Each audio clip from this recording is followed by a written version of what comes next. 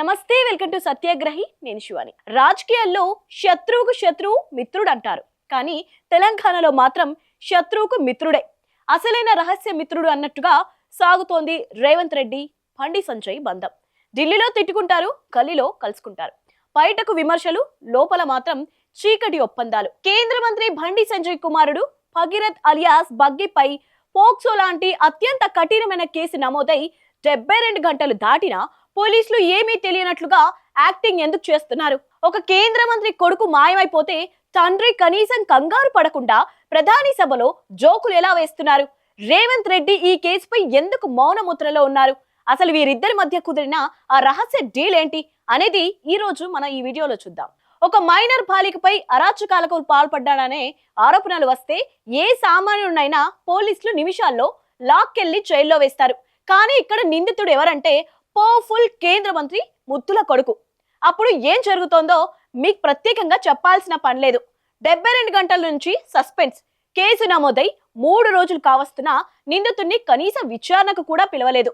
ఇక్కడ పోలీసులు ఓ వింత వర్షన్ చెప్తున్నారు. అతన్ని ఫోన్ స్విచ్ ఆఫ్ వస్తోంది, ఎక్కడున్నాడో మాకు తెలవడం లేదు అని పోలీసులు చెప్తున్నారు.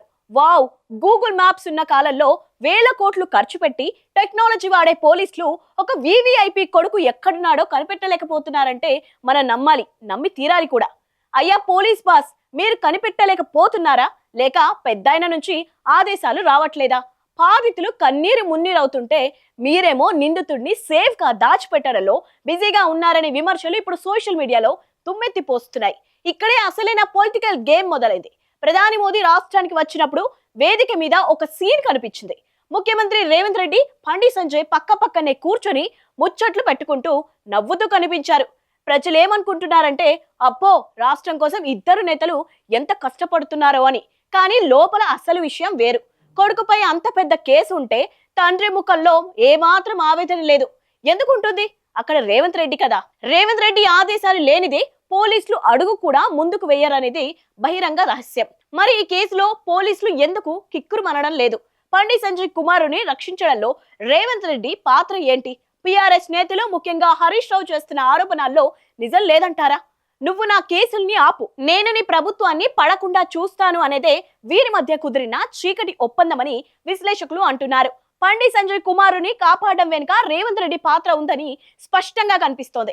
ఎందుకంటే బండి భగీరథ్ పై పోక్సో కేసు నమోదు చేయాలని బాధితులు చెప్తున్నప్పటికీ పోలీసులు పట్టించుకోవడం లేదు.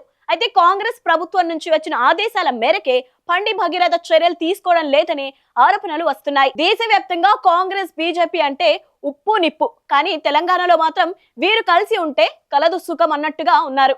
ఎందుకు? దీనికి కారణం ఒక్కటే, అది బీఆర్ఎస్ భయం. వచ్చే ఎన్నికల్లో ఒంటరిగా పోరాడితే కేసీఆర్ ని ఓడించడం కష్టమని భావిస్తున్న ఈ రెండు జట్లు లోపాయికారిగా ఒకటైపోయాయి. టార్గెట్ కేసీఆర్ గా ఈ రెండు పార్టీలు కలిసి పనిచేస్తున్నాయి. రేవంత్ రెడ్డి బీజేపీ నేతలని తిట్టారు. బండి సంజయ్ కాంగ్రెస్ స్కామ్లను బయటకు తీయరు. వీరిద్దరి టార్గెట్ కేవలం కేసీఆర్, కేటీఆర్లే. పోక్సో కేసులో భగీరథ్ ను అరెస్ట్ చేయకపోవడం ద్వారా రేవంత్ రెడ్డి బీజేపీకి ఒక పెద్ద ఫేవర్ చేశారు. దీనికి బదులుగా బీజేపీ కేంద్రం నుంచి రేవంత్ కు ఏం సహకారం అందిస్తుందో కాలమే నిర్ణయిస్తుంది. అసలు కేంద్ర హోంశాఖ సహాయ మంత్రి పదవిలో ఉండి తన కొడుకుపై ఇలాంటి ఆరోపణలు వస్తే నైతిక బాధ్యతగా రాజీనామా చేయాలి కదా బండి సంజయ్ గారు. నీతి వ్యాఖ్యలు చెప్పేటప్పుడు మీకు గుర్తొచ్చే ధర్మం ఇప్పుడు ఎక్కడికి పోయింది?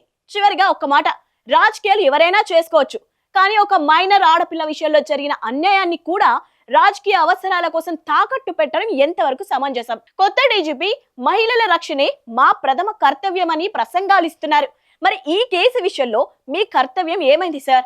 ముఖ్యమంత్రి ఇప్పటికైనా స్పందించాలి.